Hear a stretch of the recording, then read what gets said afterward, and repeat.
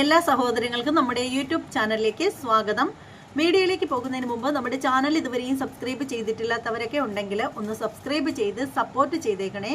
അതുപോലെ തന്നെ ഹൈപ്പ് ഉണ്ടെങ്കിൽ ഹൈപ്പ് കൂടി കൊടുത്തേക്കണം.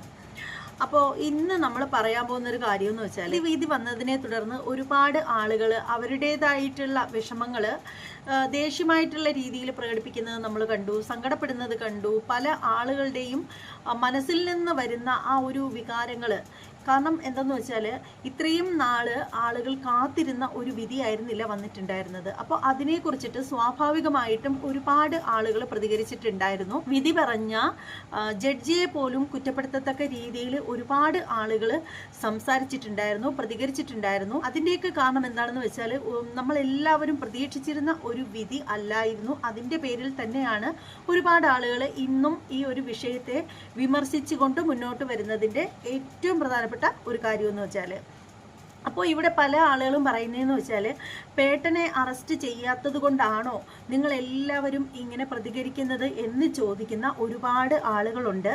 അപ്പോൾ അവരോടായിട്ട് പലവട്ടം നമ്മൾ തന്നെ നമ്മുടെ ചാനലിൽ പറഞ്ഞിട്ടുള്ള ഒരു കാര്യമാണ്, പേട്ടനെ അറസ്റ്റ് ചെയ്യാത്തതിൻ്റെ പേരിലൊന്നുമല്ല. ശരിക്കും ഇതിൽ കൊട്ടേഷൻ കൊടുത്ത ആള് ആരാണ് എന്നുള്ള കാര്യത്തിന് ഒരു വ്യക്തതയും വരാത്തതിൻ്റെ പേരിൽ മാത്രമാണ് ജനങ്ങൾ പേട്ടനെ സംശയിക്കുന്നത്. അപ്പോൾ ആ ഒരു വിഷയത്തിൻ്റെ ആ ഒരു ദുരൂഹത മാറ്റണം എന്നുണ്ടെങ്കിൽ അത് പേട്ടൻ തന്നെ മുന്നോട്ട് വരണമായിരുന്നു. ഒന്നുകിൽ പേട്ടൻ മുന്നോട്ട് വന്നിട്ട് നുണപരിശോധനയ്ക്ക് വിധേയനാകണമായിരുന്നു, അല്ലെങ്കിൽ പുള്ളിക്കാരൻ്റെ ആ ഒരു മൊബൈൽ ഫോണ് പറഞ്ഞ സമയത്ത് സബ്മിറ്റ് ചെയ്യണമായിരുന്നു. അപ്പോൾ ഇതൊന്നും ചെയ്യാത്തതിൻ്റെ പേരിൽ മാത്രമാണ് പേട്ടൻ്റെ ഭാഗത്തേക്ക് സംശയങ്ങൾ ഇപ്പോഴും ചുരുളഴിയാതെ ഇങ്ങനെ തുടരുന്നതിൻ്റെ ഏറ്റവും പ്രധാനപ്പെട്ട ഒരു കാര്യം എന്ന് പറയുന്നത്. പിന്നെ നമ്മൾ ആ ഒരു കാലഘട്ടം വെച്ച് നോക്കിക്കഴിഞ്ഞാൽ നമ്മൾ ഒരുപാട് നമ്മൾ ചാനലുകളിലൊക്കെ വന്നിട്ട് ബാലചന്ദ്രകുമാറിൻ്റെ ഇൻ്റർവ്യൂസുകളും കാര്യങ്ങളും ഒക്കെ ഒരുപാട് കണ്ടിട്ടുള്ളതാണ്. അപ്പോൾ അതൊക്കെ നമ്മുടെ മനസ്സിൽ തന്നെ ഉള്ളതാണ്. അപ്പോൾ ഇങ്ങനെ ഒരു വിധിയും വരുമ്പോഴത്തേക്ക് എല്ലാവരുടെയും മനസ്സിലുള്ള ആ ഒരു ചോദ്യം തന്നെയാണത്. ഒരു വിഷയത്തിൽ, ഈ ഒരു വിധിയിൽ അദ്ദേഹത്തിന് കുറച്ചധികം കാര്യങ്ങൾ പറയാനുണ്ട്. അദ്ദേഹം വളരെയധികം വികാരഭരിതനായിട്ടാണ് സംസാരിക്കുന്നത്. തന്നെ അറസ്റ്റ് ചെയ്ത് ജയിലിൽ കൊണ്ടിട്ടാലും കുഴപ്പമില്ല, പക്ഷേ ഈ ഒരു അനീതിക്കെതിരെ അദ്ദേഹം ശബ്ദമുയർത്തുക തന്നെ ചെയ്യും എന്നാണ് അദ്ദേഹം പറയുന്നത്. ബഹുമാനപ്പെട്ട നീതിപീഠം പറഞ്ഞിരിക്കുന്നത് ഈ ഒരു വിഷയത്തിൽ ഇനി ആരും ചോദ്യം ചെയ്യാൻ പാടില്ല എന്നാണ്. അപ്പോൾ ഒരു വിഷയമാണ് എല്ലാവരെയും കൂടുതൽ വേദനിപ്പിച്ച ഏറ്റവും പ്രധാനപ്പെട്ട ഒരു കാര്യം. കാരണം ജനാധിപത്യ രാജ്യമാണെന്ന് പറയുമ്പോഴും ഈ രാജ്യത്ത് നടക്കുന്ന ഒരു കാര്യങ്ങളും ആർക്കും വിളിച്ചു പറയാനോ ചോദ്യം ചെയ്യാനോ പറ്റാത്ത ആ ഒരു സാഹചര്യത്തിൽ എല്ലാവർക്കും വേദനയുണ്ട്.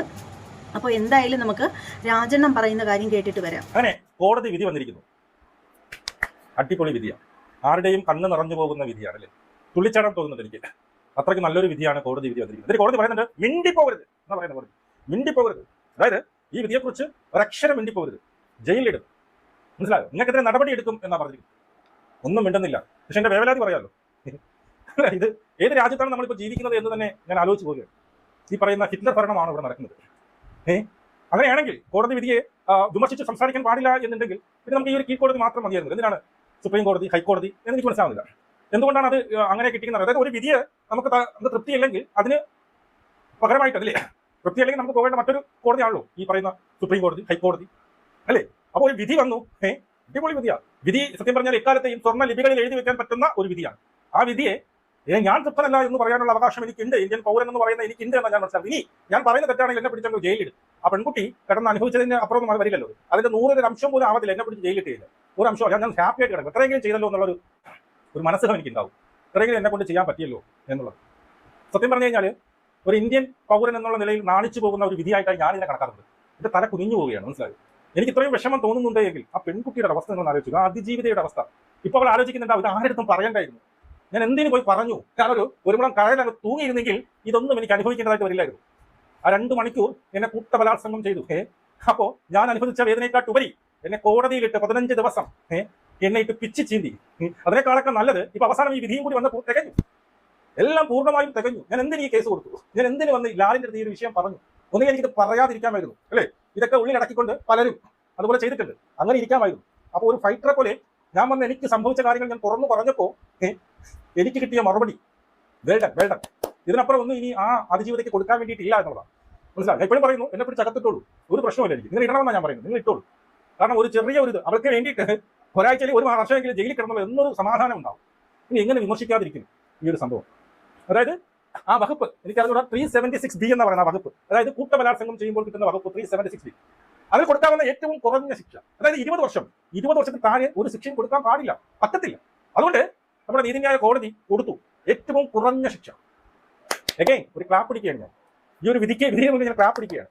മറ്റുള്ളവരെല്ലാം ഈ വിധിക്ക് മുന്നിൽ തല കുനിക്കുമ്പോൾ, നാണം കെട്ട് തല കുനിക്കുമ്പോൾ ഞാനൊരു ക്ലാപ്പ് പിടിക്കണം. വെൽഡൺ, അടിപൊളി. ഇതിനപ്പുറം എന്ത് വിധിയാണ്, എന്ത് ഫേവറിസമാണ് ഈ പറയുന്ന പ്രതികളോട് ചെയ്യാനുള്ളത്? ഇതിനപ്പുറം ഒരു ഫേവറിസം ആ പ്രതികളോട് ചെയ്യാനില്ല, അങ്ങേറ്റമാണ്. കാരണം ഇതിനപ്പുറം ഒരു വിധി കൊടുക്കാനില്ല. ഇത് താഴോട്ടില്ലടേ. ഈ പറയുന്ന കൂട്ടബലാത്സംഗം തെളിഞ്ഞിരിക്കുന്നു എന്നുള്ളതാണ് ആണല്ലോ. കൂട്ടബലാത്സംഗം തെളിഞ്ഞിരിക്കുന്നു. അതിൽ ഏറ്റവും കുറഞ്ഞ ശിക്ഷ എന്ന് പറയുന്നത് എന്താണ്? 20 വർഷം. അതായത് പൾസർ സുനിയാണ് നമ്പർ 1 ഒന്നാം പ്രതി. അവന് ഈ വെറും 12.5 കൊല്ലം കിടന്നാൽ മതി, അവൻ പുറത്തിറങ്ങി അവൻ വീണ്ടും ഇതേ കലാപരിപാടികൾ ആവർത്തിക്കും. മുമ്പോ ചെയ്തിട്ടുണ്ട്. മുമ്പും പലരെയും പൈസ വാങ്ങി ഇതുപോലുള്ള കലാപരിപാടികൾ ചെയ്ത്. ഇദ്ദേഹം പറയുന്നത് എന്താണെന്ന് വെച്ചാൽ, അദ്ദേഹത്തിന് എതിരെ കേസെടുത്താലും അദ്ദേഹത്തിന് പ്രശ്നമില്ല, അദ്ദേഹം പറയാനുള്ള കാര്യങ്ങൾ പറയുക തന്നെ ചെയ്യും. നമ്മുടെ കേരളത്തിന്റെ അവസ്ഥ എങ്ങോട്ടാണ് എന്നൊക്കെയുള്ള രീതിയിലാണ് അദ്ദേഹം സംസാരിക്കുന്നത്. നമ്മുടെ രാജ്യത്ത് വന്ന് ആർക്കും ഒരു അഭിപ്രായവും ഒരു കാര്യത്തെക്കുറിച്ചിട്ടും പറയാൻ പാടില്ലെങ്കിൽ പിന്നെ അതെന്താണ് എന്നൊക്കെ പറഞ്ഞിട്ട് ഒരുപാട് കാര്യങ്ങൾ അദ്ദേഹം പറയുന്നുണ്ട്.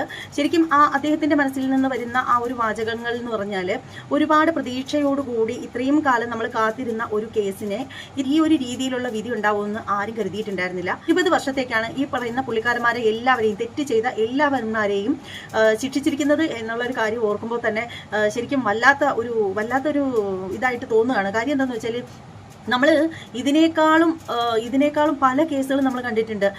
50 വർഷം തടവിന് വിധിക്കുന്നത്, 40 വർഷം വിധിക്കുന്നത്, അങ്ങനെ വിധിക്കുന്ന ഒരുപാട് കേസുകൾ നമ്മൾ കണ്ടിട്ടുണ്ട്. പക്ഷേ ഈ ഒരു കേസിൽ 20 വർഷം മാത്രം വിധിച്ചത് എന്താണെന്ന് മനസ്സിലാവുന്നില്ല. അതുമാത്രമല്ല, 1-ാം പ്രതി തൊട്ട് 6 പ്രതികൾ വരെയുള്ള എല്ലാവർക്കും ശിക്ഷ ഒരേ രീതിയിലുള്ളത്. 5 ലക്ഷം രൂപ പിഴയും. എന്തായാലും ബഹുമാനപ്പെട്ട നീതിപീഠത്തിനെ അധിക്ഷേപിക്കാനൊന്നും നമ്മൾ തയ്യാറല്ല. പക്ഷേ എന്നാൽ പോലും ജനങ്ങളുടെ മനസ്സിന്റെ ആ ഒരു സംശയം അവർക്ക് പറയാതിരിക്കാനാവില്ലല്ലോ. അപ്പോൾ ഇതൊക്കെയാണ് നമ്മുടെ രാജ്യത്തിന്റെ അവസ്ഥ. എത്ര കണ്ട് പറഞ്ഞാലും നമ്മുടെ രാജ്യത്തിന്റെ വികസനത്തെക്കുറിച്ചിട്ടും ഡിജിറ്റൽ ഇന്ത്യയാണ് എന്ന് പറയുമ്പോഴും ഇതുപോലെയുള്ള കാര്യങ്ങളൊക്കെ കേൾക്കുമ്പോൾ വളരെയധികം വിഷമം തോന്നുകയാണ്. എന്തായാലും ഇനിയും ഹൈക്കോടതിയുണ്ട്, അതുപോലെ തന്നെ സുപ്രീം കോടതിയുണ്ട്. അപ്പോൾ ഇവിടെ എവിടെന്നെങ്കിലും ഈ പറയുന്ന പെൺകുട്ടിക്ക്, അതിജീവിതയായിട്ടുള്ള കുട്ടിക്ക് നീതി ലഭിക്കട്ടെ എന്ന് ആഗ്രഹിക്കുന്നു. ഈ പറയുന്ന പേട്ടനെന്നല്ല, കൊട്ടേഷൻ കൊടുത്ത വ്യക്തി അതാരാണെങ്കിലും, എത്ര ഉന്നതനാണെങ്കിലും അയാൾ ശിക്ഷിക്കപ്പെടുക തന്നെ വേണം. അത് ഇന്നല്ലെങ്കിൽ നാളെ. ഈ 8.5-9 വർഷത്തോളം നമ്മൾ എല്ലാവരും കാത്തിരുന്നു. അതുപോലെ തന്നെ ഇനിയൊരു വിധി ഉണ്ടാകുമെന്ന് കരുതി, അല്ലെങ്കിൽ ഇനി മുഗൾ കോടതിയിൽ നിന്നെങ്കിലും ആ ഒരു അതിജീവിതയ്ക്ക് ന്യായമായും അവർ അർഹിക്കുന്ന തരത്തിലുള്ള ഒരു നീതി അവർക്ക് ലഭിക്കും എന്ന് വിശ്വസിച്ചുകൊണ്ട് നമ്മൾ എല്ലാവരും കാത്തിരിക്കുകയാണ്. കാരണം ഇത്രയും നാൾ നമ്മൾ കാത്തിരുന്നല്ലോ, ഇനിയും കാത്തിരിക്കുകയാണ്. എന്തായാലും ഇതിനെക്കുറിച്ച് കൂടുതലായിട്ടൊന്നും പറയുന്നില്ല. ഇനി പറഞ്ഞിട്ട് നമുക്ക് ജയിലിൽ പോയി കിടക്കാനൊന്നും താല്പര്യമില്ല. അപ്പോൾ മിണ്ടിപ്പോയാൽ ജയിലിൽ കിടക്കേണ്ടി വരുന്ന കാലമാണല്ലോ ഇത്. അപ്പോൾ അതുകൊണ്ട് തന്നെ കൂടുതലായിട്ടൊന്നും പറയുന്നില്ല. അപ്പോൾ ഈ ഒരു വിഷയത്തെക്കുറിച്ച് നിങ്ങളുടെ ഓരോരുത്തരുടെയും അഭിപ്രായം തുറന്നു പറയുക. മറ്റൊരു വീഡിയോ ആയിട്ട് കാണാം. അതുവരെ എല്ലാവർക്കും